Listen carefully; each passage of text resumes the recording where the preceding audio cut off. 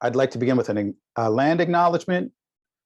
This moment has been made possible by the sacrifice in unceded land and authority of the Ho-Chunk people and the 11 other indigenous nations which have historic rights to this land in our current settler territory, Wisconsin. That's where I'm coming from. Please take a moment to acknowledge the sacrifices and ongoing commitments to freedom by the indigenous people where you reside. So good afternoon, good morning, good evening. Thank you for joining us. This is round 2 of the table we had last ASA on the role of podcasting in our research and our teaching and our thoughts about media and practice in general. Each of our work is continuing and ongoing, and we hope this panel will be really an update or an opportunity to talk about the things we didn't get to last year. There's really so much. If you'd like to see what we discussed last year, you can head to my research website, shameless plug, at raroyston.com. Follow the links for podcasting, and I have a link to last year's session. And I believe Peter and Msia and Kim also have access to that as well, maybe in audio form. But this is a new year, and I'm really excited to share what's been new with me since last year, which again was really just the beginning of the conversation about how we can use podcasting and how we think about podcasting as practitioners. Our session today is looking at what the researcher and podcast scholar Dario Linares describes as the liminal practice of podcasting. So our work is at the intersection of academic scholarship, public discourse, in the intersection of writing and orality, or what I call new orality in my research, I'll talk about that later, and the media that incorporates voices that were previously voiceless, or who have the potential in this new digital age to perhaps compete with those who dominate our public mediascape globally. So we're talking about accessibility of African voices and African scholarship that typically gets drowned out in the mainstream narratives about our work. And right now I'm going to stop the share so we can have everybody here. Kim, welcome. Our guests are the same as last year, my collaborators, Dr. Msia Clark of Howard University, author of numerous tomes on hip hop in Africa, and the host of the Hip Hop African podcast, a video podcast that's been active for over 5 years. And she had a really great discussion earlier today about that. Dr. Dionne, co-host of the Ufahama podcast and a professor of political science at the University of California, Riverside. Myself, Reginold Royston, I'm an assistant professor in the Department of African Cultural Studies and the Information School at the University of Wisconsin, Madison. The podcast I'll plug for myself is the AI for Africa, that's with a K, Africa with a K podcast, which is an organization that I belong to, AI for Africa. You can find it on Spotify. And our first presenter today in this roundtable is Dr. Peter Alegi, historian and host of the Africa Past and Present podcast, which has been in production for over 10 years. And Peter, we'll start with you. Please update us on what's been going and what's new with your work and some of your research. Thanks, Reginold, and thanks everyone for joining us. It's been a long 3 days. I'm going to be talking about sound matters, a little bit of a double entendre there, and the art of African studies podcasting, largely based on my experience as host for many years and co-host for most of that period of Africa Past and Present. My co-host Peter Lim retired in 2017. And the podcast still today is a fireside chat style interview with African studies scholars and practitioners. We have a website that has been receiving over 1 million unique web visitors since 2014 when we hit that glorious milestone. We've published 132 episodes. We publish roughly monthly during the academic year. And this is a free access, open access, public access podcast. You can also find it on the various platforms like Apple Podcasts, Google Podcasts, and so on. We receive about anywhere between 5,000 and 10,000 streams monthly from about 131 countries. And we have one major institutional partner, which is the Digital Humanities and Social Sciences Center here at MSU, Matrix, and also the History Department. I'll say more about partnership throughout this talk. So at the heart of this presentation really is the importance of intellectual and technical curation and cooperative labor. So I'll start with a quote from one of the interviews that I've been conducting for the book project on podcasting and African studies with Dean Rayberger, who's the director of Matrix here at Michigan State. And in the interview, he said, quote, "To be very honest, I didn't think it would survive. How many academic podcasts that started around 2006, 7, 8, 9, 10 are still around? You have a unique place in academic podcasting. My hunch is that there are very few that have gone 10 years. I'm sure you're the only African one. And it keeps coming out year after year. You think, is it going to die soon? Ha, ha, ha. But it didn't. You know, it just kept going. On the whole, it was a good example of what Matrix is best at, and that is consistency and sustainability. Every single major project that Matrix has done since the turn of the century is still online. And many of those are Africa-related projects, by the way. So sound matters.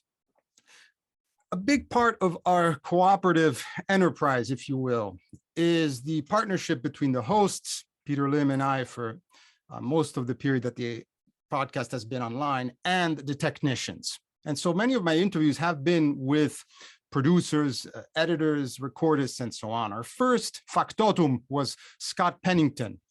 He did pretty much everything on the technical side for 3 years. But what also came out in the interview is how much of this was learning as we were going. Quote, "Frankly, I wasn't paying attention to what you all were saying during the interviews. I was watching the levels, watching the recorder, making sure we're staying in the levels there, making sure everybody sounded, good, because I had a vested interest in that. If you all sounded good on the original take, when we get the show done, it made editing a lot easier. I didn't have to take out noise and all the things you do in post-production.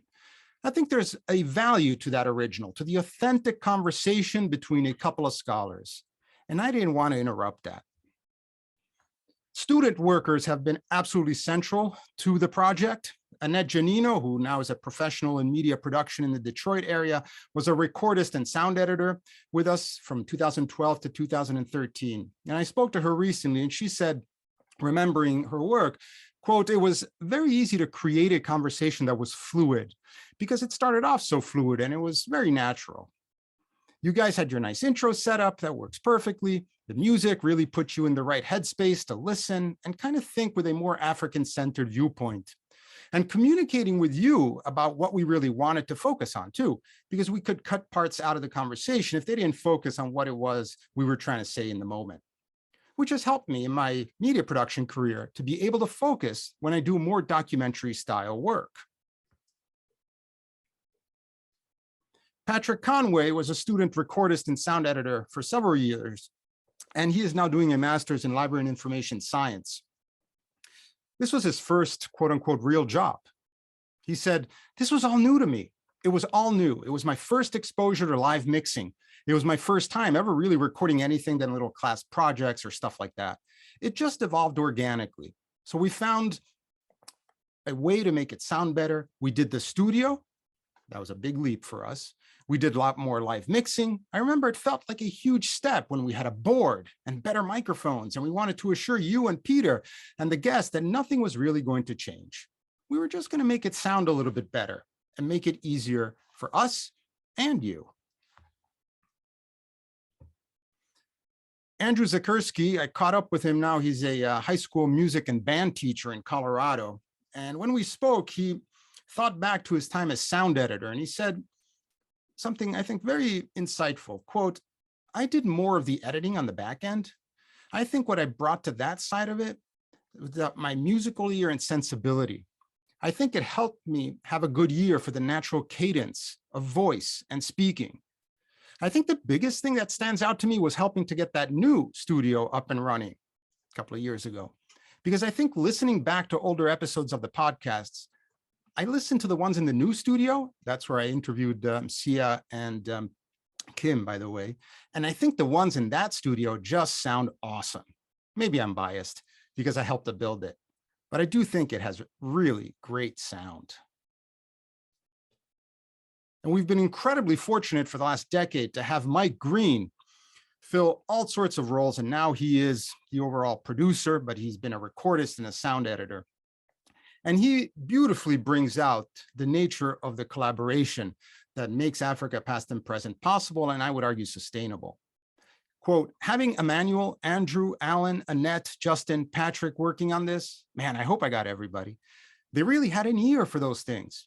We talked about creative editors and technical editors. Somebody could take charge of doing the editing on a machine and cut things, while somebody else could kind of be like, well, what if we pan the voice over here a little more? What if we had the music come in here? You've always given us the autonomy to get creative within reason, because we still want it to sound like Afropod. But having that ability to make small adjustments or to tweak something, once you do it, it's pretty fun and it becomes like an art.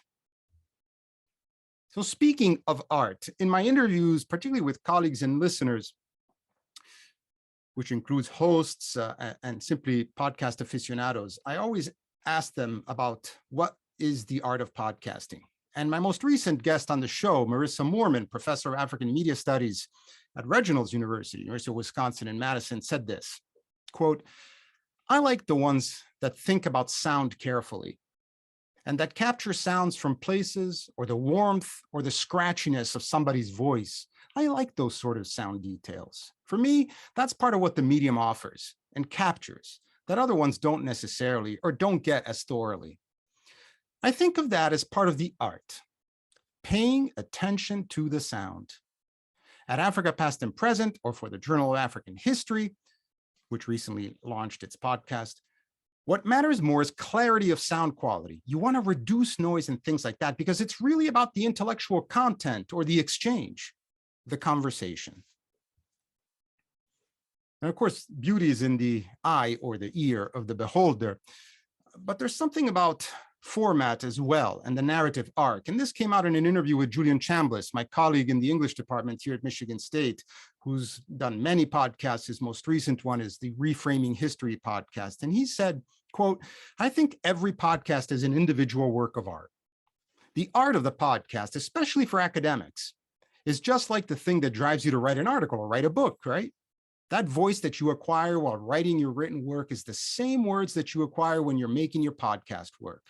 When I'm doing it, I approach it thinking there's a beginning, a middle, and an end for the listener. They come in with perhaps a vague idea, they get clear information, they leave the better for it. And to that end, I believe that commitment allows for sometimes the sound quality not to be as great as it could be.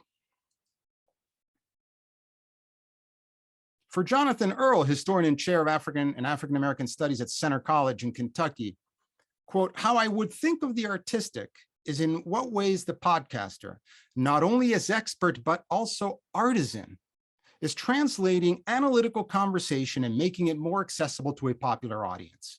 I don't necessarily think that's in terms of the production itself, but the types of questions that we ask. Questions that deal more with personal struggle and our own role in that story. How does biography intersect? How does power intersect? How does source availability intersect? I think there's something about the organic quality, the genuineness, the existential quality of the conversation that makes it much more grounded and much more accessible. So I'll give my colleague Sharon Leon, professor of digital history here at Michigan State, the last word on the art of podcasting. She synthesizes it quite beautifully. Quote, certainly the heart of it has got to be the content of the conversation or the topic. But I think that lots of it has to be about production and editing. It's about mood. It's about background music. It's about transitions. It's about the rhythm of the script, if you have one. Those sorts of things feel to me like documentary filmmaking techniques, but only in the oral sense. A really good podcast is a well-produced one that marshals all of those factors in the service of the storytelling and in the service of the conversation. Final thought. Thinking more critically about sound matters and the art of podcasting, I hope can assist scholars who are searching for innovative ways of engaging with and disseminating African studies research, as well as guide teachers who are aiming to integrate high-quality oral content and digital student projects into their courses. Thank you, and I look forward to your questions. Thanks so much, Peter. And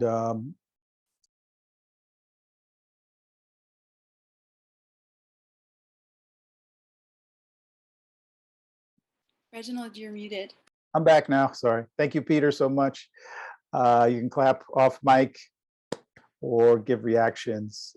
And thank you so much, Peter, for that kind of history, technical history and praxis of Africa past and present. Let's see, Kim, I see you're on my screen right now, so maybe I'll ask you to go next, and then Msia, you can follow her. Please update us. Great. Thanks so much, everyone, for joining us. Let's see, let's zoom things, making everything. Can you see my screen okay? Okay, great, thanks. So what I'm going to talk about today is, we're all living through a pandemic, so maybe you're tired of hearing about it, but that's what I'm going to talk about today, and how the pandemic has led us to make some different pedagogical choices than I think some of us have made in the past, and also how it's given us some opportunities, and in my case, how that's enabled me actually to engage some praxis that I don't think I was doing enough of in the past. So there were two pandemic pivots that I had that I think might be of interest to folks attending this roundtable. So first, a shift in podcast plans. So, we had all these great plans for a podcast that I run, and the pandemic happened and it just changed all of those plans. And the second is what I see is a real shift among a lot of instructors about using podcasts in courses. So I'm going to start with the first one. For those of you who may not know, I co-host Ufahamu Africa, a podcast I started in 2017 with Rachel Beatty-Riedel, who's a professor at Cornell University. It's a weekly podcast about life and politics on the continent. For those of you who are wondering when season 6 is coming out, it's going to be in just a couple more weeks. So thank you for your patience. Many of you may not know, however, that recently, in fact, in April 2020, Rachel and I received a grant from the Carnegie Corporation of New York. And central to that grant application was our proposal to participate in conferences in Africa. So for us to be able to engage with scholars, thinkers, creators on the continent in the spaces where they're doing their work, so that we could, feature, a richer sound, more ideas, and some broader themes on the show. And we were really excited to do that. Carnegie was excited to support that with material resources. And as you all know, the grant was awarded in April 2020, and we haven't been able to travel. Certainly, now, of course, a little bit of travel is, folks are doing it. I think that given the inequity in vaccine access, I actually don't feel comfortable with traveling to the continent right now. And, I'm happy to talk more about that later. But that was a serious challenge for us at the podcast, because we thought, oh, we got funds to feature these voices, and now we can't do that. So what do you do with funds that are meant to bring in Africa-based interviews that you now can't gather yourself. We decided to create, with the blessing of the Carnegie Corporation, to create non-resident fellow positions. So we put out a call for people to apply to create their own episodes of the podcast. Now, we would offer support, obviously, in that creation, and we would want episodes that would be consistent with what Ufahamu Africa is about. But we also wanted to give creative license to folks who were interested in creating content. We weren't really sure how this was going to go. We didn't know if it was going to be very, I don't know, palatable, like exciting, an opportunity people wanted. Turns out it was really popular. We had over 100 applications for fellows or fellow teams to be these non-resident fellows creating episodes for the podcast.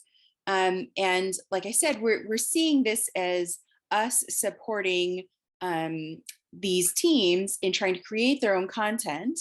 And many of them actually who applied for the non-resident fellow positions actually wanted to start their own podcasts. And so we see this as an incubator for helping them with creating content for us, and then perhaps spinning off and launching their own podcast after the season 6 is over.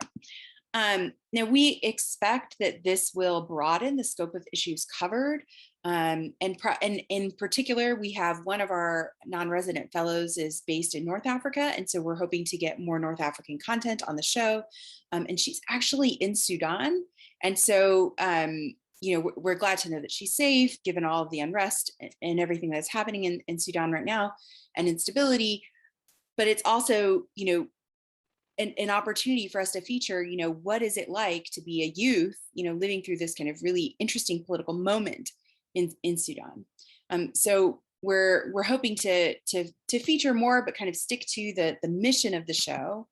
And importantly, and this gets to the Praxis part of what I wanted to share, is that this is a really awesome way to bring in more African and African-based voices, from like centering even the idea of like, who's picking who gets to talk, who's picking what the episodes will be about.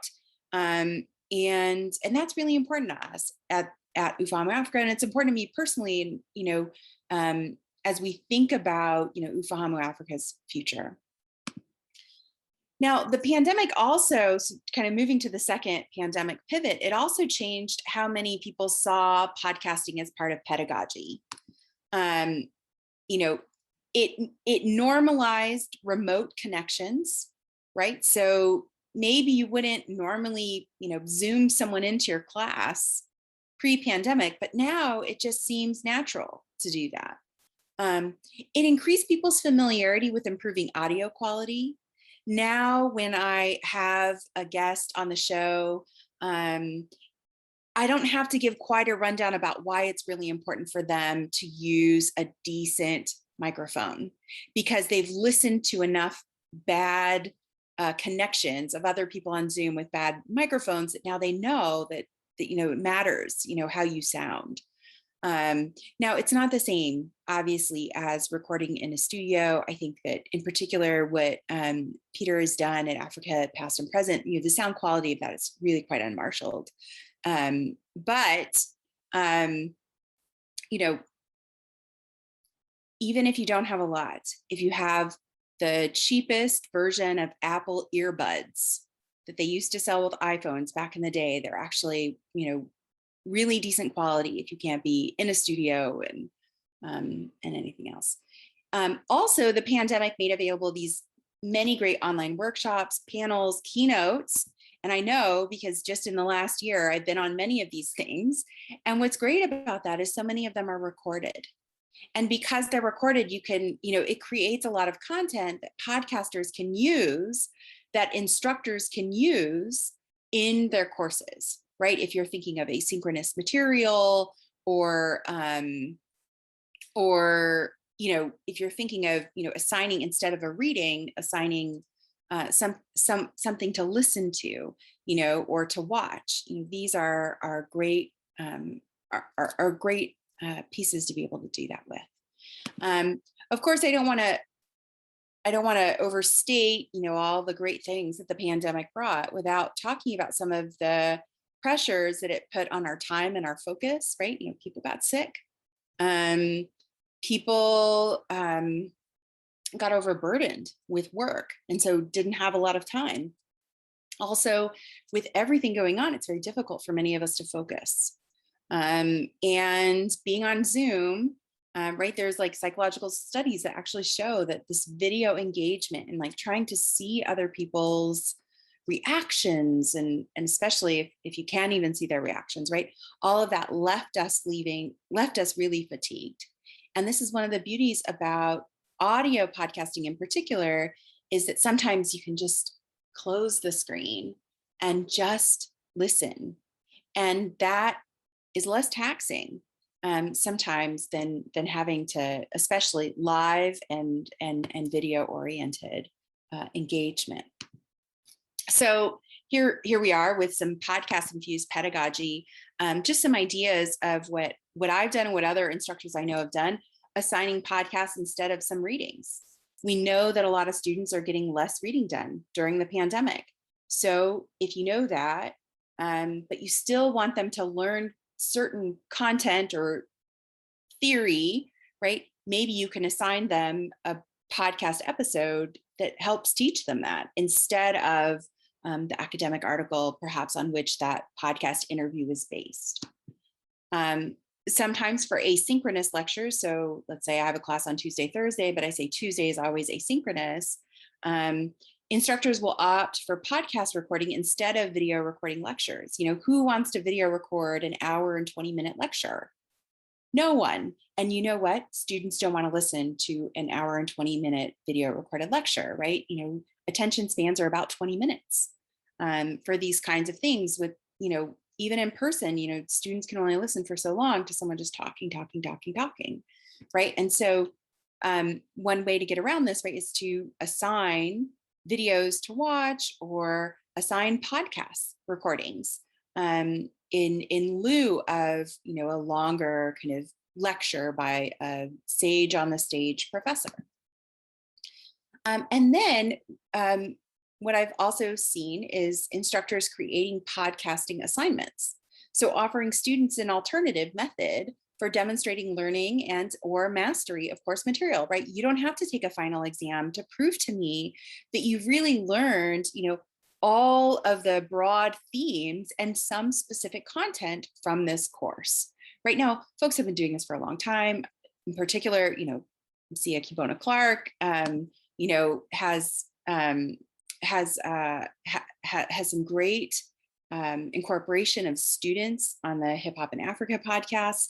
And I think that we have these earlier lessons, but I feel like during the pandemic we see this transition a lot more. So just to share some of the podcasts that I've incorporated in African politics. So obviously episodes of my own podcast, which often features an interview with an Africanist academic, though not exclusively, but we have quite a few of those. And so sometimes instead of assigning a chapter from their book or an academic article of theirs, I'll assign the interview that we did with them. Likewise, Into Africa has a great roundtable feature that I'll assign.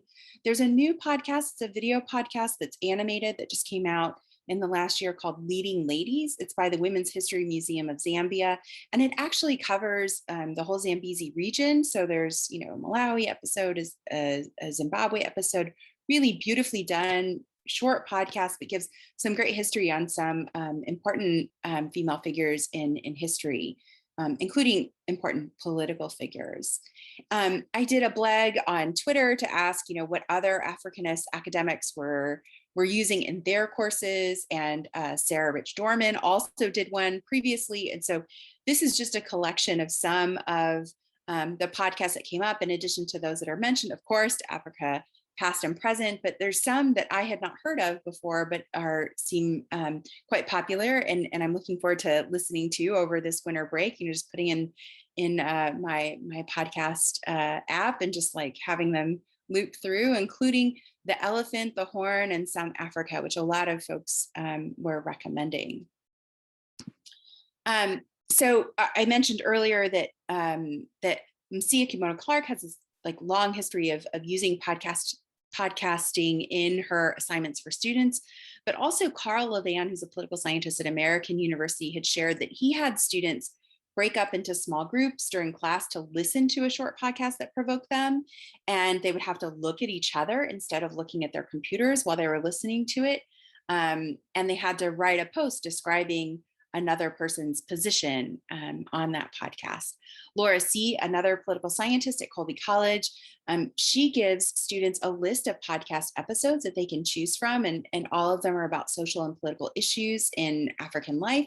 And then she asks them to write a 500-word reflection on the episode that they listened to, about the central topic, about its relevance to people living in the country that they're studying for that semester, and to just kind of think critically about the potential implications of what that podcast means for that longer term case study project that they're doing.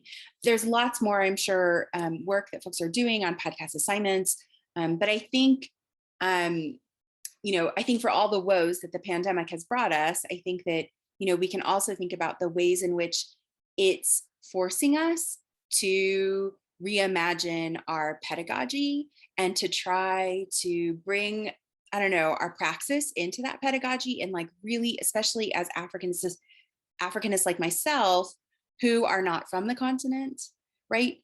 To really think about, whose voices are being heard and whose narratives are being centered in the way we teach and inform others about the continent. So that's all I have. Thanks so much, you all, for listening. Thank you, Kim. It's a really great update. I'm really looking forward to what comes out of the Carnegie Project, especially, and listening and learning more about how your students are using podcasting in the classroom, especially. Msia, would like to hear from you next, and then I'll present, and then we'll have our general questions for the roundtable, and we'll open it up. Thank you. So first, I had said previously that the podcast really kind of started as a student project, and at some point I decided to start recording episodes as well. But they existed as two separate things. But the pandemic, because we all had to go online, we all became very familiar with Zoom. It seemed like a good idea to try to bring the podcast recording part into the classroom.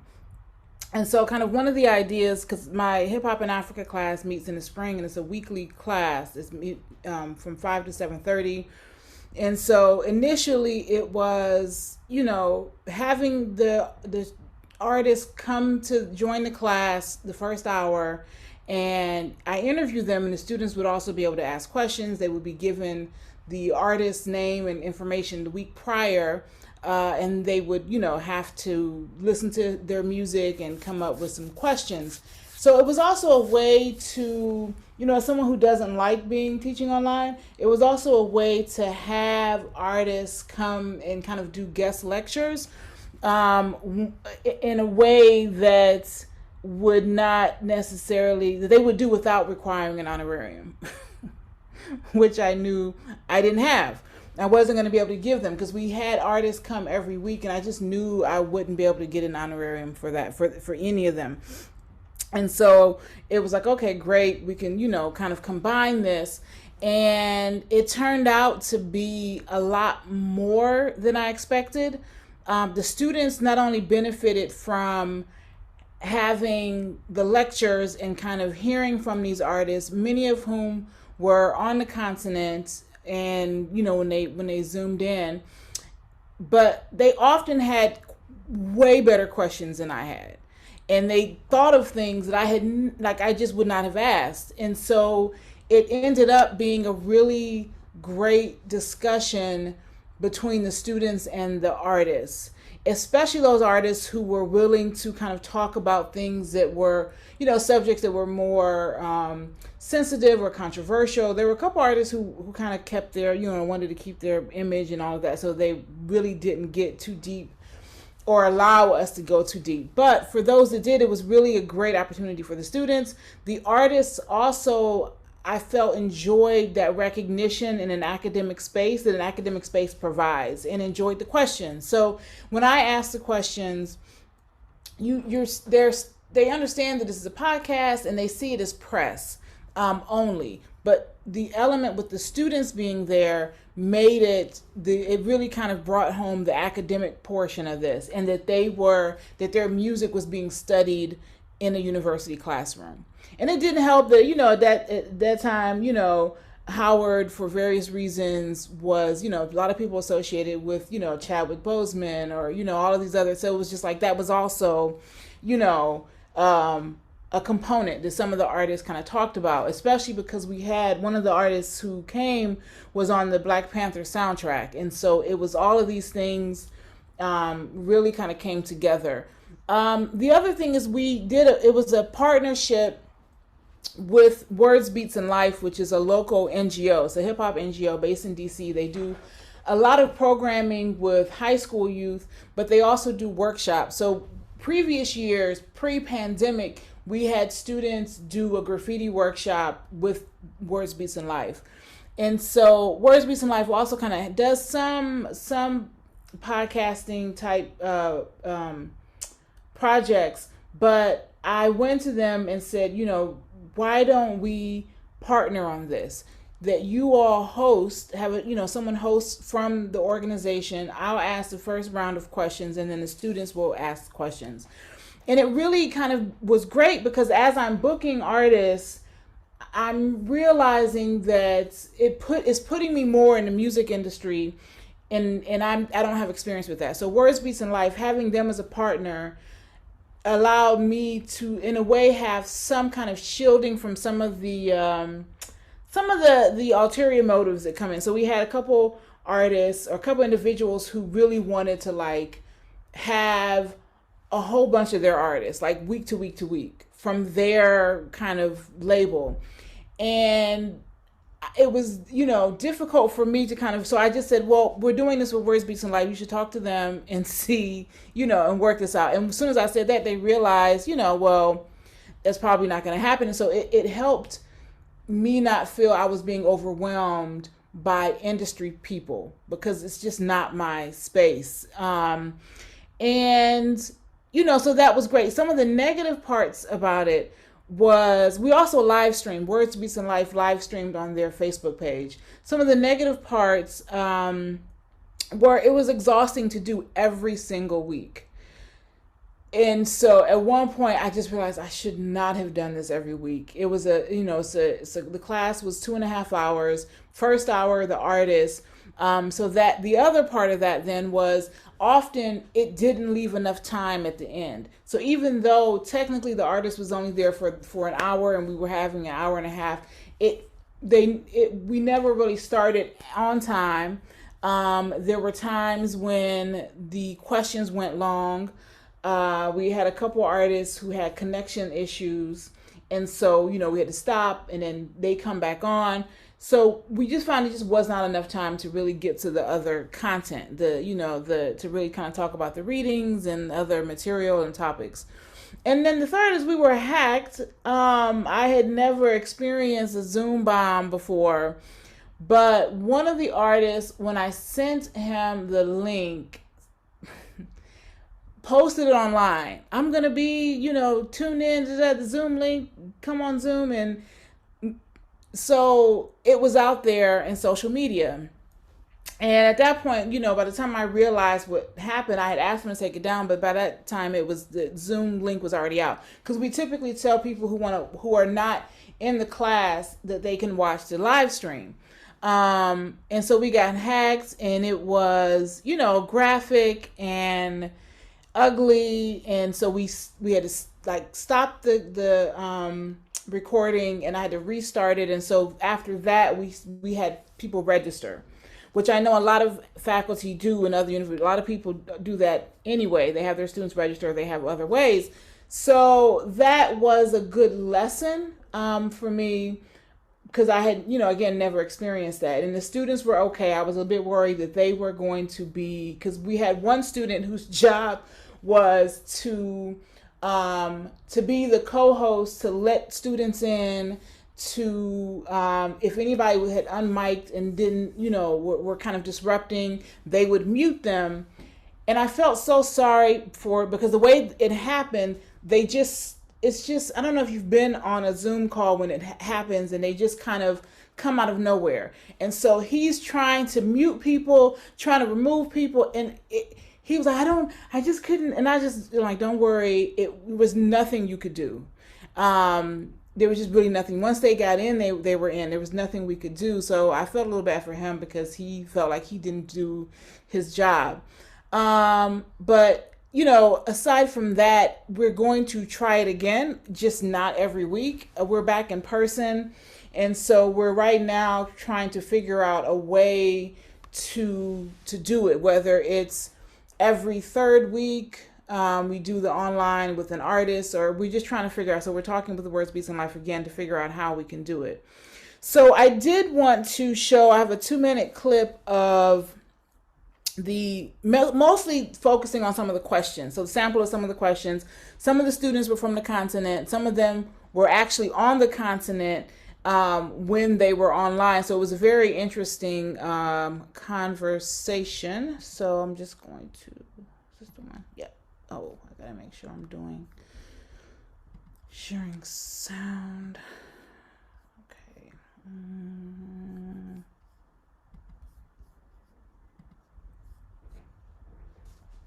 I believe you said that leaving Zambia and Botswana, you kind of started to realize how you are viewed as an African woman in the world.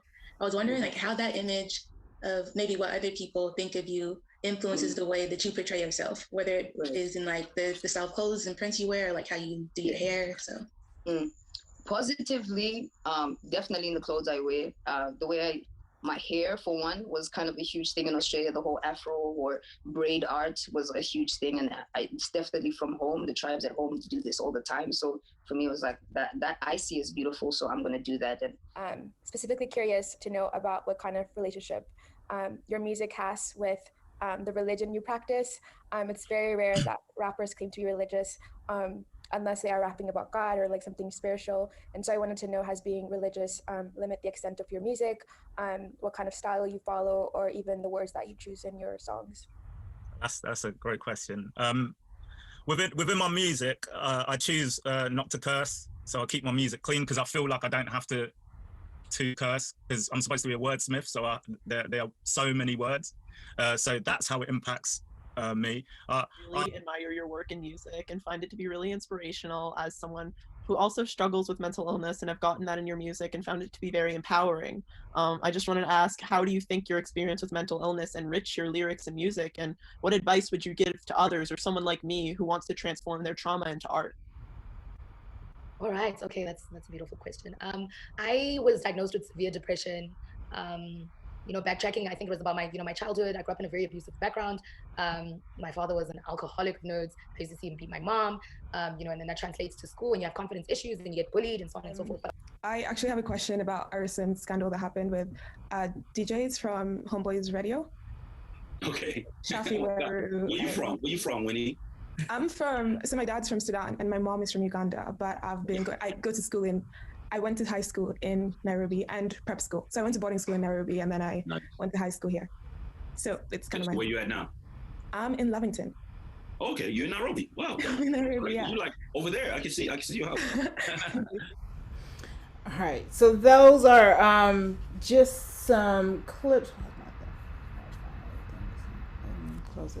From the interviews that we did. And, like I said, the questions that they came with were again, really great. The one with Gigi Lemaine. Gigi Lemaine had an attempted suicide a couple years prior. And so I had kind of cautioned the students about bringing it up, because then I was nervous when she started going down that line. But I really felt like personalizing it about her own struggle really kind of helped, because Gigi Lemaine has been open about it and abuse in her home and everything. So there were things that I probably would not have asked. So I would not have asked that question, but I was ultimately happy that she did. And so some of the feedback from some people who had listened to the show were even saying, you know, wow, they were impressed with the students and the questions that they asked, which, you know, is another reason why I'm really thinking of, you know, trying to figure out how to do it this semester and how to integrate it. We have since kind of, you know, after the semester are, you know, doing just myself and other artists, but spring semester is the time I teach that class. And so I think this is going to somehow remain a part of that class in some iteration. So that's, you know, how I've incorporated it. What the pandemic has kind of created this shift that I'm going to continue with because, you know, because of the success we had in it.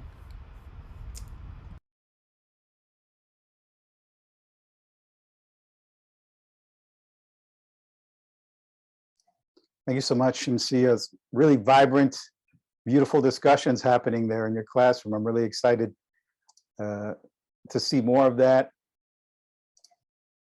So I guess it's my turn to share what I've been doing, what's been new for me in podcasting and the study of Africa. Let's see. Okay, so these are our key questions and we'll get to that. So 2021 was great for me in terms of the article that I had been working on for nearly 4 years on African podcasting. The emergence of African podcasting came out in the Journal of New Media and Society. And for me, it was very affirming after a pretty rigorous back and forth with, is podcasting really just radio type questions, which dog media scholars at this point, despite its penetration, and other questions about what is new and what is different about what's happening with African podcasting in particular, which I believe, and maybe you've seen here demonstrated here, really captures the affordances of what I call a new orality,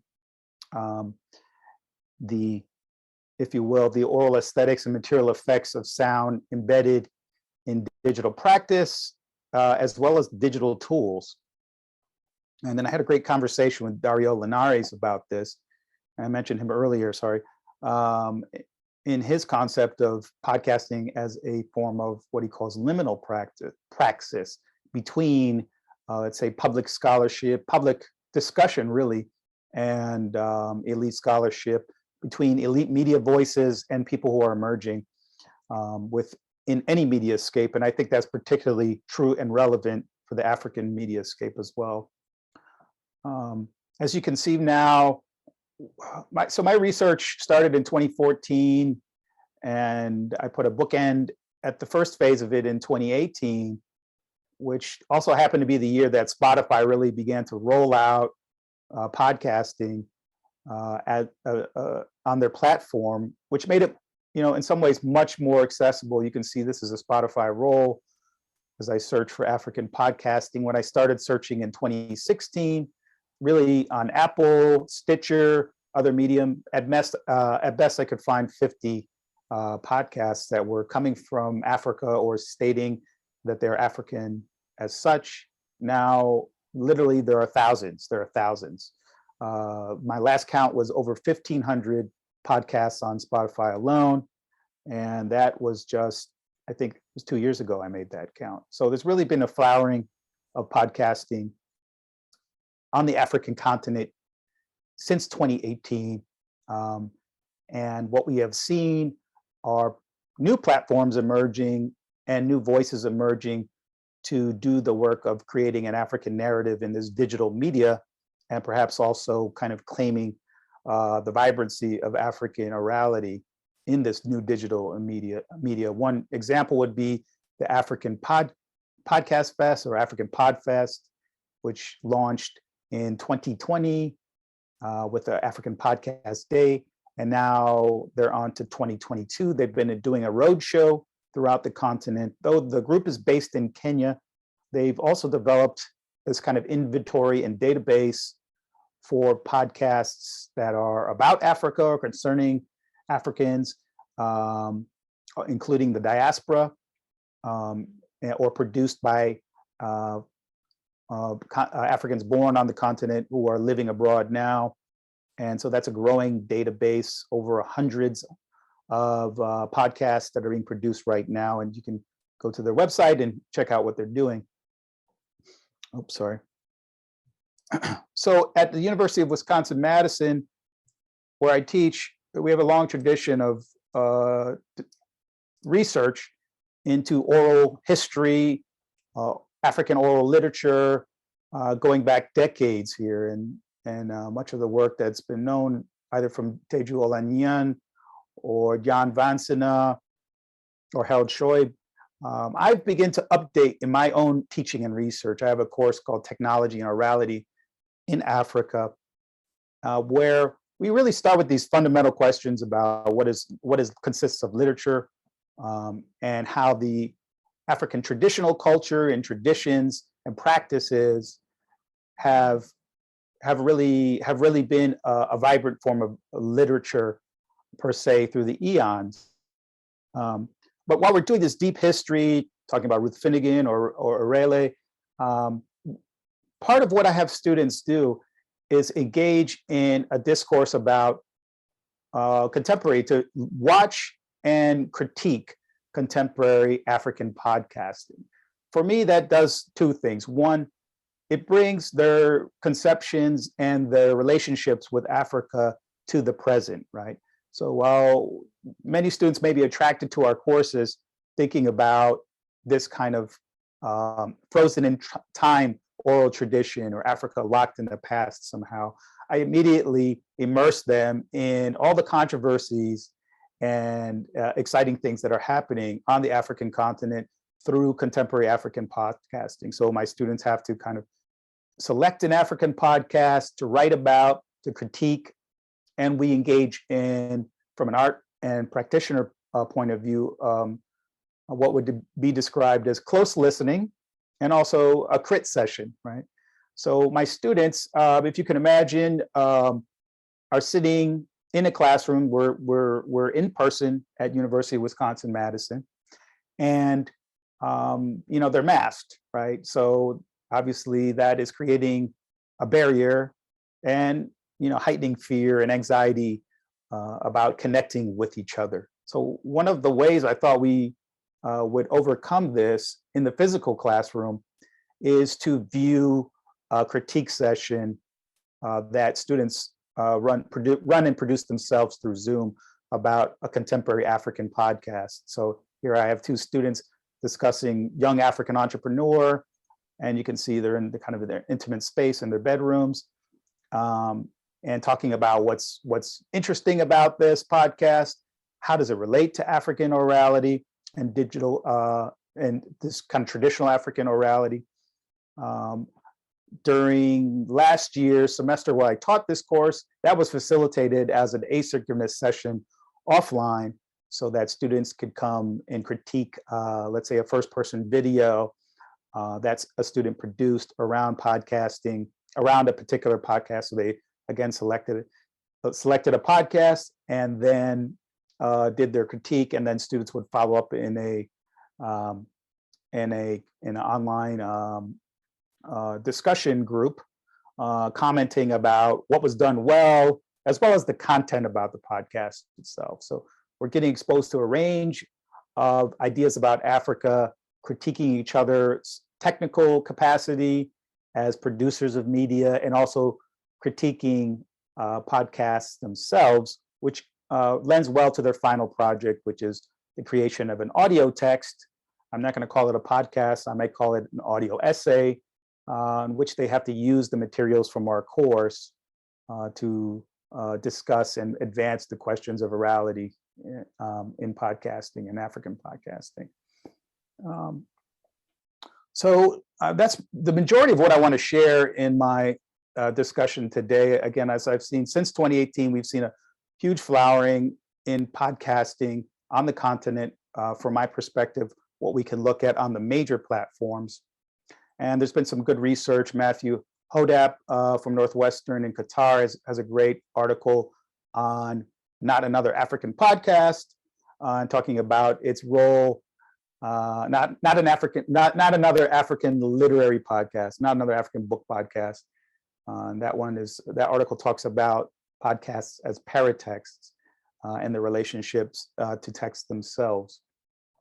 And for me, this work on Orality is really moving forward. I have a panel immediately after this where I'm talking about the role of new orality in audiobooks. And so I'm really continuing to explore the ways in which new media can augment our relationships with either written texts or historic oral texts as we've experienced them within the tradition of African studies. What I do want to share going forward now is I'm going to open up our roundtable session. If you have a question, please post it in the chat room and we will select you. And I also want to post up for, let's see, everyone, most of the questions that will be framing our discussion here. Desktop, Chrome, share. And sorry to do this, go through. Key questions for our participants today. Let me take a look at the chat room to see what's happening here. Please, I also want to invite you all to use the chat room to either post your podcast that you're producing or podcasts that you like. We very much would love to hear the things you're listening to and things that work as well. We're open to having you speak on the mic, so if you'd like to do so, you should raise your hand. We'll start with some of the key questions here. We've obviously answered a lot of number one. What I'm interested, I'm going to just jump right down to, let's say, the platform question, right? Msia, Peter, and Kim, you all have been very successful as podcasters, as well as in academia and using this space to experiment with getting your public and your scholarship out there to the public. However, often we're dealing with commercial platforms, and I'm wondering, how does this impact your work? How do you create that same kind of space and independence as producers, knowing that we have to negotiate dealing with these platforms in some kind of way? I'm happy to go first. It was really important to me, and then to me and Rachel, that whatever we used wasn't going to be behind some sort of paywall or would be different. We wanted the podcast to be free and we wanted it to be as accessible as possible. So we cared very little about keeping track of, how many people are listening, or so we would put episodes out on multiple platforms because we just wanted them, the most people who could listen, the better. To the point where we had, the actual downloadable MP3s on our website so that people could download them. You could forward them, via WhatsApp. Now the shift, of course, with now being supported by the Carnegie Corporation, they do want to see impact, and so it's a lot easier to keep track of, the number of listens, the number of downloads, if everything is in a more centralized space and on specific platforms. Having said that, there's so much to choose from, and I think that there are some really, I think especially people who are starting off in podcasting, there are these very attractive, no fee podcasting platforms. The challenge, of course, with those is that there's always someone pays for it later, right? So there's always some catch to it. And so for me, what that's meant has always been to try to use my own resources or to find resources to pay for it on the podcasting side so that the users never have to pay for it. And so that there's not advertising associated with it. We've been actually pitched by people who want to advertise on the show, and we're just not going to have advertising. It's not something that we want. we made a decision ourselves about, what our values are.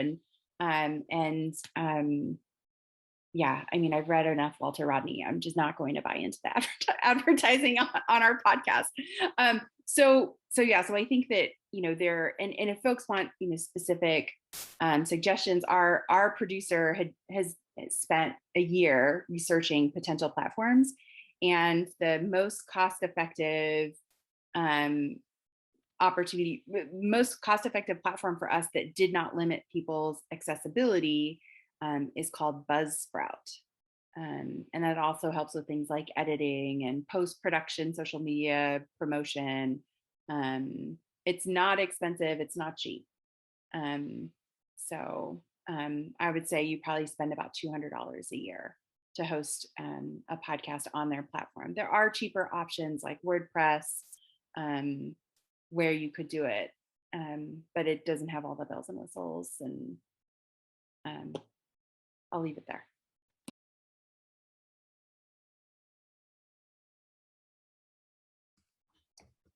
I guess I can make a comment, unless Msia, you want to go first. You can go ahead. You can go ahead. I think this issue of platformization is really important and is going to become more important as we see consolidation in the podcasting ecosystem. The entrance of Spotify has basically seen for the first time a serious contender to Apple's hegemony in this space. And this is leading to all sorts of interesting and worrisome developments. And let me just point out that according to a recent study, over 95% of the traffic on the main platforms is for less than 1% of the podcasts out there. So I'm worried about the impact of this development on independent podcasting. As much as we're never going to be, and we don't want to be competing with the Joe Rogans of this world, the truth of the matter is that our students and the wider public is. And so for newcomers, this is a huge challenge. How are you going to be visible and heard and found? Something to consider. The way we've done it is that we are fortunate that we have a digital humanities and social sciences center here that provides all of the server space as well as the technical assistance. And this has allowed us to remain free without any advertisement, although book publishers in particular continue to hassle us, mostly in a good way, wanting to get, recently published books on the podcast through interviews with authors and so on. And, to maintain that independence and to also make yourself heard is a struggle. And so I worry about folks who are starting out right now. You got to know what you're getting into. And maybe that's a discussion for another time about, how one would do that. I would kind of echo what Peter and Kim said in terms of keeping the podcast free. I know that, and I'm not quite sure what the details are. I remember hearing something about Apple and being able to monetize, allowing podcasters to be able to monetize. So I know that there are several platforms, and for those for whom podcasting is more so full-time thing, I absolutely feel that yes, if this is something that you're going to put that amount of energy into, sure, being able to monetize it. And I think as you go and look for resources about podcasting, like, books on podcasting or other, a lot of it is geared towards monetization. And it's, sometimes you have to kind of weed through those things to find advice that is not geared towards those who want to monetize. And, kind of wanting to, again, keep things free, also keeping ads off, but also, having artists or their reps kind of, want to pay to post things or pay to, to have their artists featured. The only time that we have had to deal with advertising is when we started doing video episodes, putting them on YouTube. If the artist has it flagged for copyright or what have you, YouTube will let you know that there's a copyright claim on the song, and the artist, that will, I can't monetize it, but they will have ads, and the money from the ads will go to the artist. So for that, I'm not really too worried about, especially because it's the artist that's getting the revenue from that. So I haven't, I don't like ads, but in that case, if the artist is getting, the revenue for it, then, and again, it's not going to be much money because we don't get that many views. Like, my fellow podcasters, people aren't clamoring to listen to African Studies podcasts. But it's, it's something that finding a platform, getting that support. For me, it's been a lot of trying to get that support from my university, who's very supportive as far as, great podcasts, but don't ask us for money. So that's been a bit of a challenge, not wanting to charge and not getting support. So it's been a bit tricky trying to figure out how to do it. I mean, I've managed. A lot of it is just, quite honestly, full transparency, a lot of it has been my own, paying for the platform, because we were on WordPress. As the content grew, WordPress, so you're running out of space, and so you have to upgrade to the next tier. So a lot of that has just been myself kind of funding that. So it's been a bit hard, but the goal is really to keep it free and accessible. And as of course Peter wrote in the chat, it doesn't mean that our podcasts are free to make, but they're free to listen to, because they are really, there's so much labor and time and background costs that we spend to produce these podcasts. So it's quite a bit. So there's a couple more questions in the chat that we want to get to as well. So one of them is from Matthew Kerwin. I think for many of us, in terms of instruction, how do professors weigh using more commercial podcasts like Radio Lab, Hidden Brain, versus more academic podcasts? I think we can all take that up. But there's a specific question, since Msia just had the mic, I thought we could go to you for this. And this is from Eric Covey. How did you go about soliciting and or choosing the student questions? So maybe, Msia, you could answer that question. And if you feel ready to answer the other question from Matthew Kerwin, you can put those two together. But otherwise, we'll come back to you for the second one. I trusted them. They were in my class. I knew their names. And so I, trusted, and I did give some instruction on some topics to kind of stay away from for certain artists that, I knew weren't going to feel comfortable if it went into too much of a political realm or what have you. But yeah, no, they came up with the questions mostly based on the artist's music, and they were allowed to unmute themselves. Some people typed their questions in the chat, but most of them, unmuted themselves. And so, yeah, it was, I guess, pretty good. I think if it had been if we had allowed kind of a bigger audience, it probably would have been more of a risk. And in terms of what types of podcasts, so I listen to a lot of commercial podcasts when I'm, especially the weeks leading up to the hip hop class, because I want to catch up on what the youth are listening to. One of my early criticisms the first time I taught the hip hop class, in my student reviews, a couple students said, wow, she doesn't even know kind of like the latest artists, and she doesn't know really what's happening now in hip hop. And it was true. I wasn't consuming their hip hop. And so I said, okay, well, when I started to do that, it helped draw connections. So like Mike Tyson has a podcast, and he interviewed Little Boosie, who's this ridiculous, horrible artist, but he interviewed him on his homophobia and asked him, is it because you yourself have some homosexual, desires? There's something there. And Mike Tyson, who can honestly, is fearful. I mean, so this guy who's supposed to be this tough guy starts choking up because he's not expecting the question from Mike Tyson. But it's such a wonderful question that only someone like Mike Tyson can ask.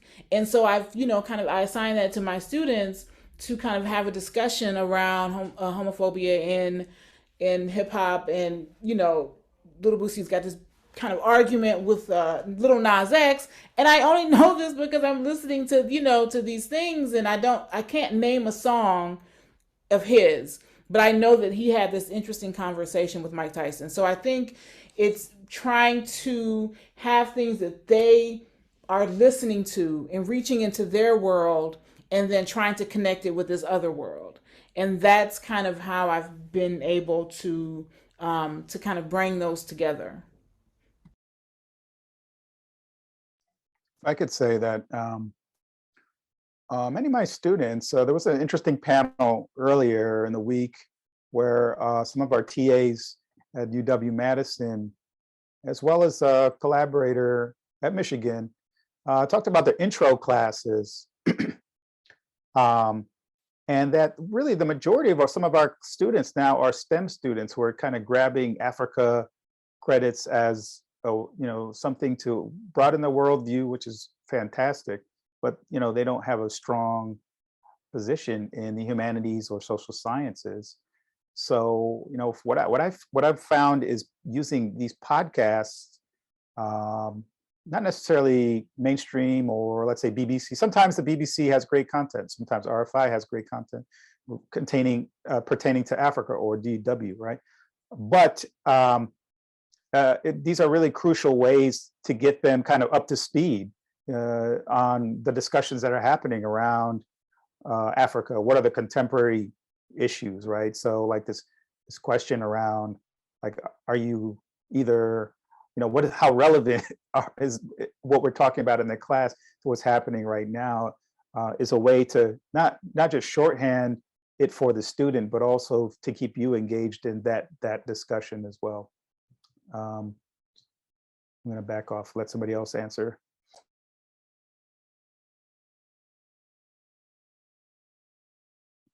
Peter? Maybe I can address another question that was just asked. It's hard to keep up with everything, juggling voices, perspectives, crazy ideas that come into my head as I'm listening, and great questions. But there's a question I think that ties back to some of what we were talking about earlier from Matthew, I believe it is. And it has to do with pressure on academics to produce in ways that are legible to other academics. This is like the the tenure and promotion and perhaps reappointment question, subtly. And he says, I'm wondering how or whether you have had to push for your podcasting labor being recognized for its significance.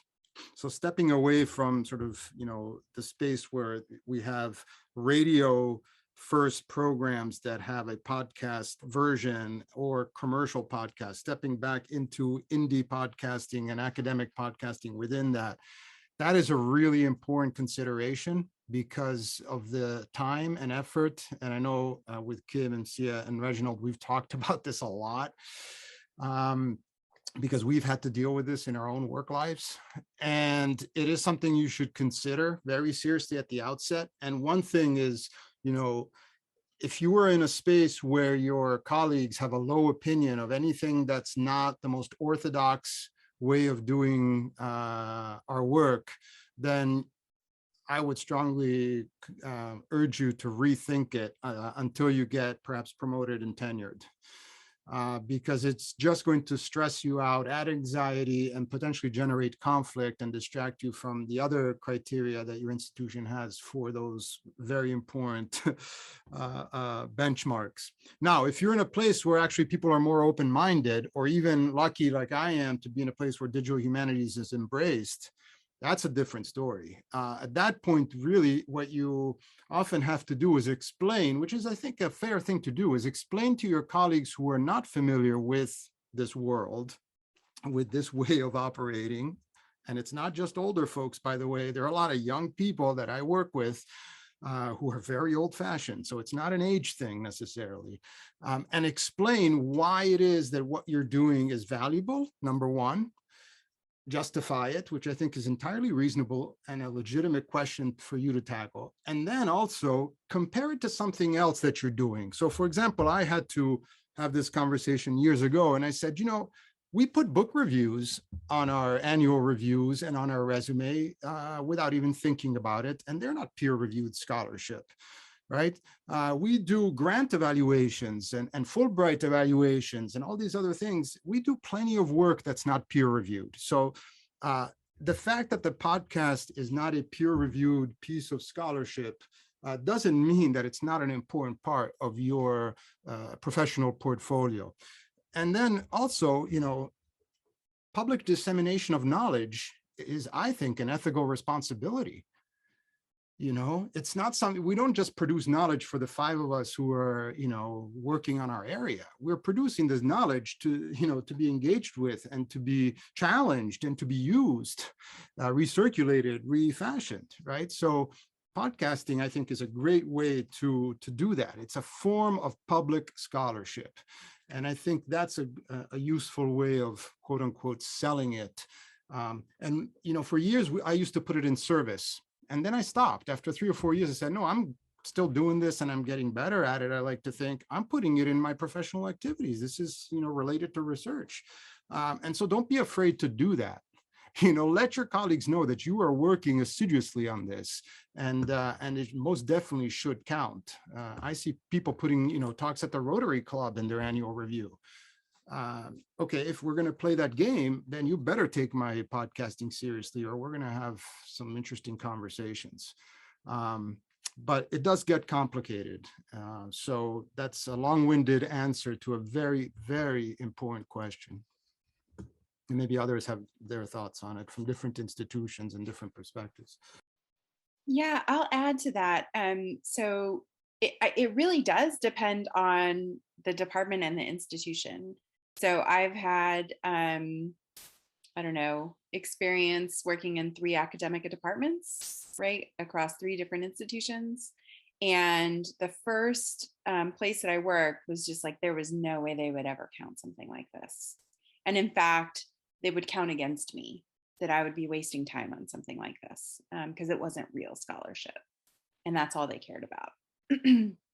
My second institution, they would have been fine if, you know, this was the major contribution that I made. My current institution is not like that. You know, I do have to produce, you know, peer-reviewed research in, you know, important outlets. That doesn't have to be the only thing I do. And that's not the only way that I get recognized for my body of work, though that's a serious component of it. So for example, one of my episodes this past year was with Boyatim Gebrluel, who is a scholar who's really knowledgeable about the Horn. And in particular, you know, has a very clear understanding of what's happening in Ethiopia right now. And it's, you know, I interviewed him at the beginning of, you know, what we're now coming to know was a genocide in Tigray, perhaps even ongoing in the Tigray region of Ethiopia.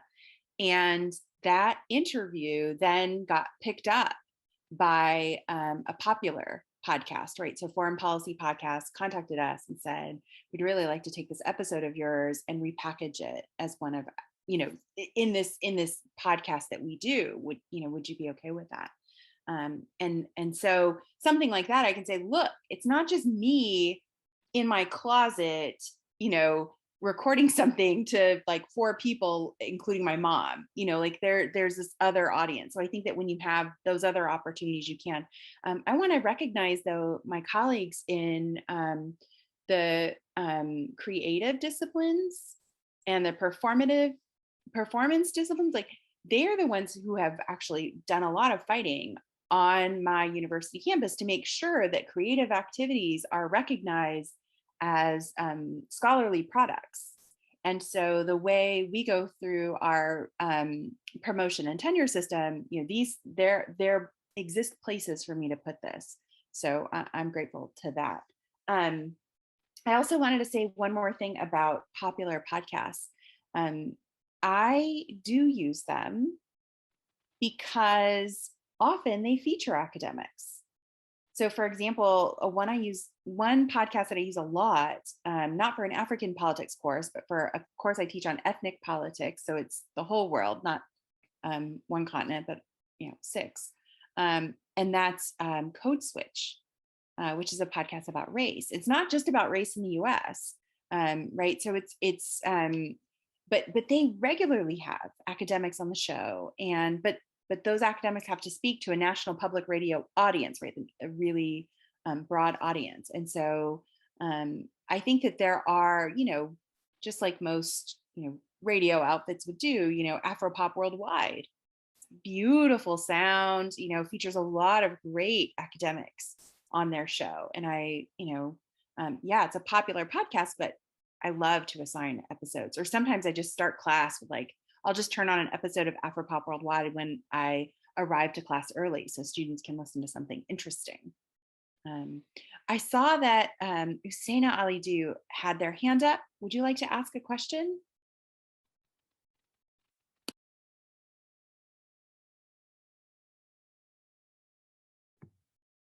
I just want to thank you so much, all the panelists. So I don't know if you want the active mode of audio listening, or I should show myself. But I just want to thank all the panelists and also congratulate each one of you and Royston for your book, your publications that have been very helpful to us in our teachings. Kim, Peter, Msia, thank you so much for this transformative approach to pedagogy, but also to research. For me, it's the question of whether how to validate scientifically. I think it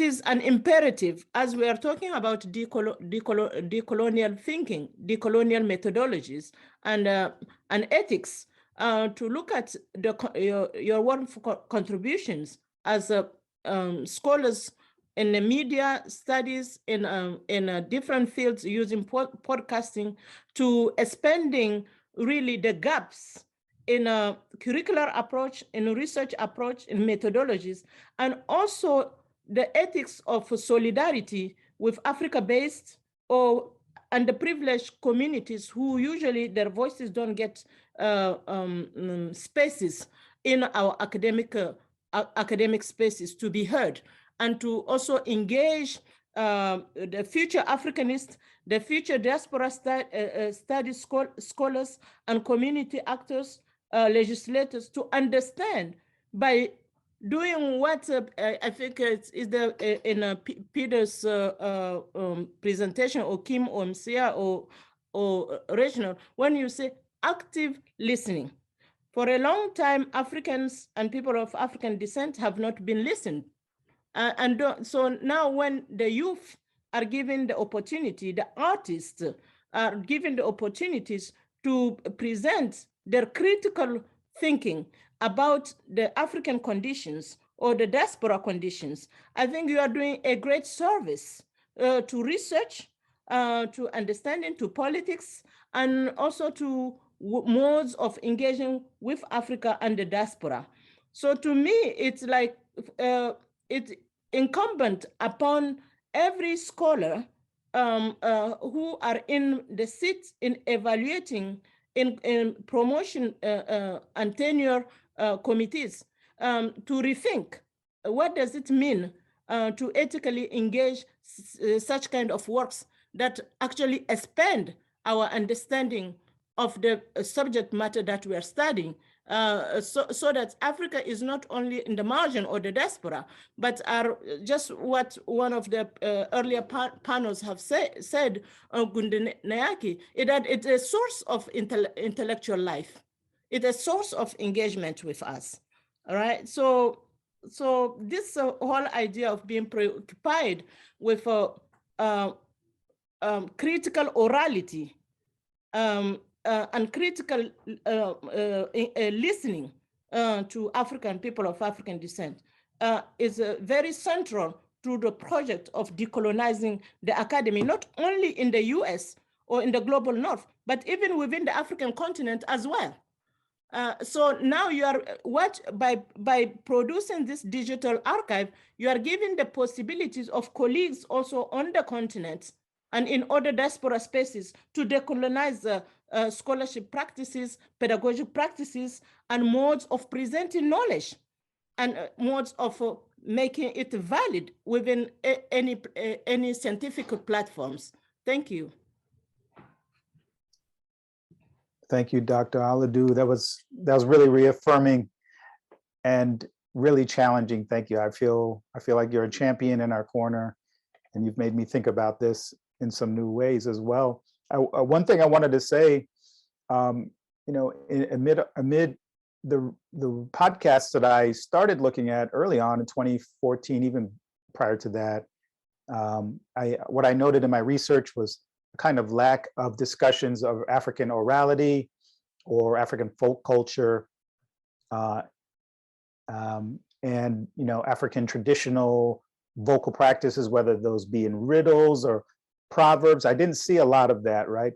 And the case is kind of reversed now. I see quite a bit. I see quite a bit with this kind of expansion of the platform and different voices, not just producers who are at elite institutions in diaspora producing podcasts, but people who are on the continent, whatever their socioeconomic background is, or are interested in seeing the tools of new media as powerful vehicles for African voices. So very much so, and that would include, that would not only include podcasting, but Clubhouse in particular, which is a different kind of audio forum. I've seen tremendous growth, like crazy growth in African Clubhouse, so much so that I don't even know where to start with it because Clubhouse is pretty treacherous as it is. But I promise you pick any country, just type in the country and you will see a robust forum from the continent with continental voices. And I think that really speaks to the idea of empowerment through close listening, through listening to the former subaltern. We were never subaltern, but the voices are there to be heard now. Thank you so much. I see another question in the chat from Shepo Masango Cherry saying, thank you for your contributions. As a historian, I am actively considering what constitutes, more expansively, the African archive beyond colonial records. I am wondering how, if at all, you are thinking about these spaces as archives, and what kind of special modes of contextualization are you employing? I'll start with our podcast, Ufahamu Africa. This has been in the back of my mind, but it hasn't been an active thing we've been pursuing in the way we are capturing our all of the things, because see, what folks hear on the podcast is an edited conversation, right? There's more. I mean, sometimes these conversations are over 2 hours, but we never have an episode. I mean, I think sometimes there's an episode that reaches an hour, but we really aim to have an episode be 35 minutes.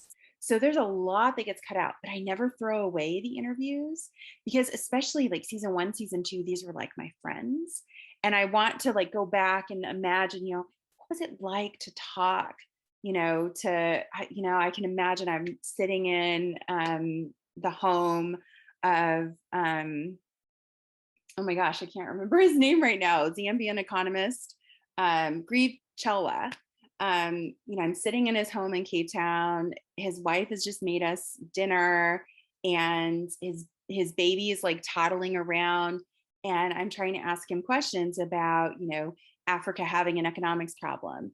And I want, years from now, I want to hear the baby crying in the background and reminding us that like what we're talking about may seem important, but there's something else that's important too. And like how I was there in that moment when his baby was young. And so like for me, there's definitely more than like none of y'all heard a baby cry in that episode.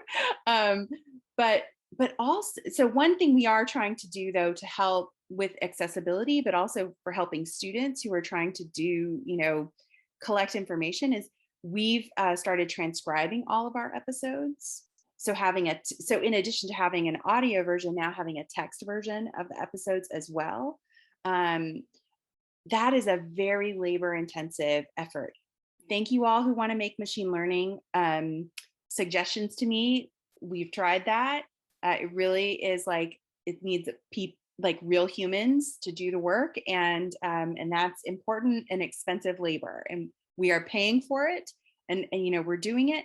But it's, I'm not trained in how to like keep a proper archive. You could see it in my office. There's stacks of newspapers on a shelf with like no boxes. Like I don't know what, I'm not proper about these things, but I think this is an important question and we do need to take it seriously.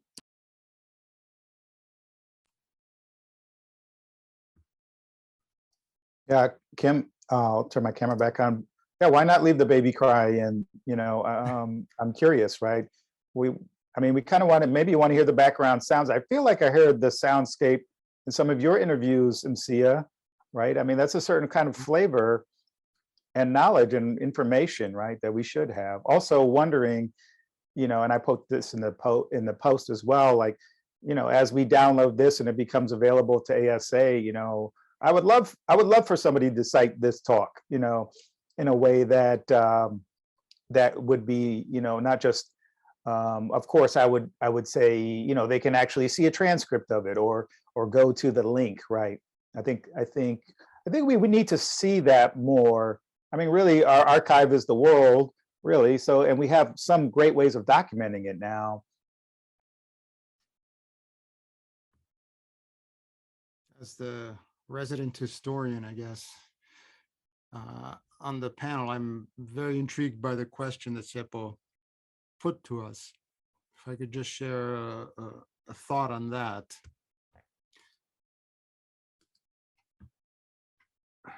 I think historians of Africa are in a really great position compared to, say, conventional historians of North America, Western Europe, and other parts of the world, in that we are very eclectic in our methodology and highly interdisciplinary, partly because so many of us have been trained in universities with Title VI centers.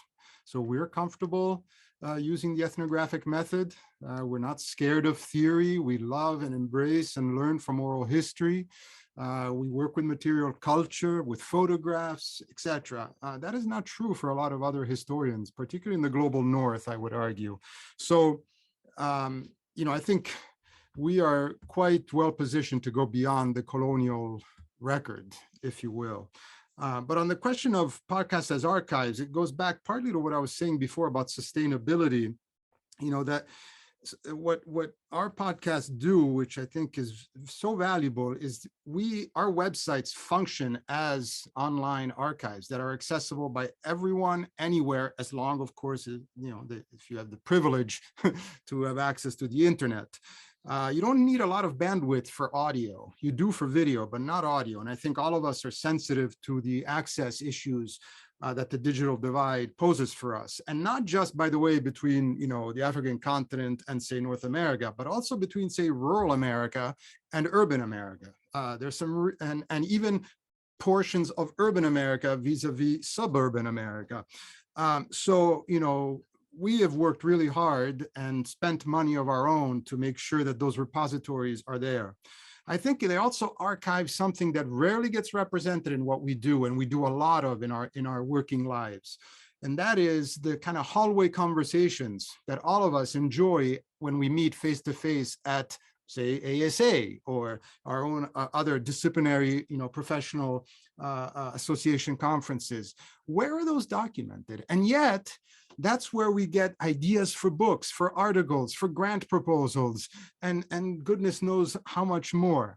But if you're not born in an academic family, how are you to know that that's how a lot of our praxis actually unfolds? And so, the interview format, which all of our podcasts in different ways are based on, do bring that out in I think in important ways. And when those are archived and you go back and look at Ufahamu Africa 6 years ago and Hip Hop African 5 years ago and Africa Past and Present 10 years ago and whatever, you now have a bit of a genealogy of some of the, say, historiographical trends. Why were people working so much on, medical humanities in the late 90s and early 2000s? And why did they move towards, other concerns a few years later? You start to get that. And now it's accessible and public.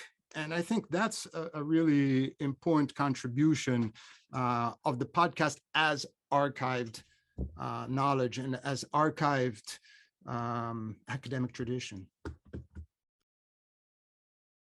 I also kind of just in terms of accessibility, I know I had to learn how to save the file to make sure the file size wasn't so big. That was one of my first concerns for that reason. And so, you kind of tweak things here, and YouTube's kind of lessons on different things have been really great for me in terms of being able to learn how to edit and reduce file sizes. But I also think that kind of lately, having gotten more into looking at hip hop studies as its own kind of subfield in conversation with African studies, and how hip hop studies, because of its origins, it's a newer field, and it's its origins are kind of rooted in hip hop culture, kind of came out very kind of already not having to worry about decolonization, because they've already, very progressive, already kind of enforcing or really stressing the abolishment of the hierarchy between the researcher and the communities that they're engaging. And that's something that hip hop studies has kind of really done well, again, having to defend itself early on. And so in looking at, I think, podcasting in academia, it is a very decolonizing exercise. It's you don't go into these interviews with this assumption of superiority of knowledge because you are the researcher or you are the host. You're interviewing people that you are interacting with as intellectual equals, regardless of what degree they may or may not have. And so I think, I don't know if this is part of the reason there's resistance to it, but I know that podcasting really does serve that, kind of goal or agenda of decolonizing African studies. It's still a huge problem. And one of the great things is if you put a podcast out that is problematic, you will very likely get dragged on social media. And so if you have something on there, and I know I have deleted things that people I interviewed had said that were problematic, just because I didn't want to get into a whole debate with them about their sexism, their homophobia, their racism. So I just cut out what they said because I just don't want to deal with that. And if I left it in, then the question would have been, how did you not kind of say something? And how did you not? So yeah, so that kind of always thinking of that as well, because it's a different type of product. It's not like, a book or a journal. It's very different. You can easily get a sound bite and have it go viral on social media. I don't want that. I don't want to be dragged. So I think it does kind of help us kind of think of those things and how we're engaging with different communities.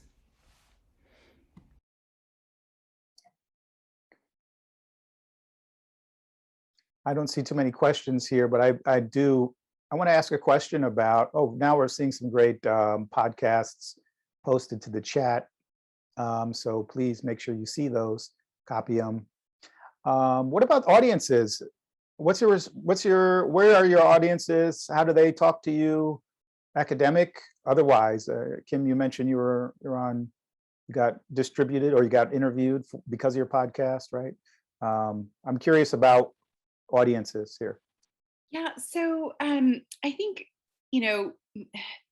I started this podcast because I was teaching at a school for, girls from rich families, and I just didn't think that that's not what like public education had invested in me, was to work in this kind of rarefied world.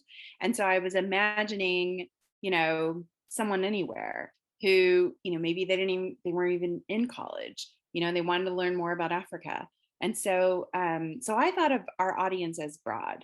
Of course, if you actually look at the analytics of our podcast, our audience, probably like Africanist academics and their students is probably our largest audience, or I should say our largest subscriber audience. And then, and mostly in North America and Europe. Now, episodes, however, are really interesting. So if we have an episode on Nigerian politics, that's getting listened to all over the world, right? And it's going to have thousands of listeners because, the Nigerian diaspora is everywhere. And, Nigeria is the most populous country, and, there's huge diaspora. And so like, if we have a decent interview of someone who understands Nigerian politics talking about an upcoming election, you see the analytics for that episode, and it's, the geography knows no bounds. Likewise, that interview I did with Reef Chowa on Africa's economics problem was also really broadly listened to on the continent in particular. We had a lot of listeners. So I think, and of course we have policymakers who are listeners as well. So people who, work in government positions, they're also listening, I think, to a lesser extent. But we're hoping with this new group of non-resident fellows, just like we have these kind of episode explosions of listeners, we're hoping if we have, these new non-resident fellows having an arc of 5 episodes from, someone in Sudan or a team in Nairobi, that's going to generate its own group of listeners that may become subscribers to the show. And we're hoping, more listeners on the continent is what we're really hoping with this push.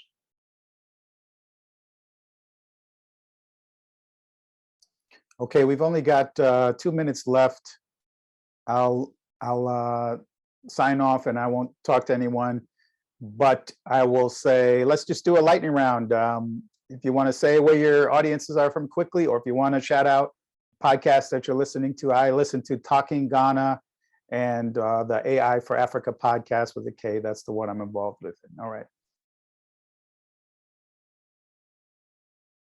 I listen to The Comb, the BBC podcast, Black Women Radicals podcast, and right now I just have a brain freeze. So those are the 2 that I can think of right now that I'm listening to.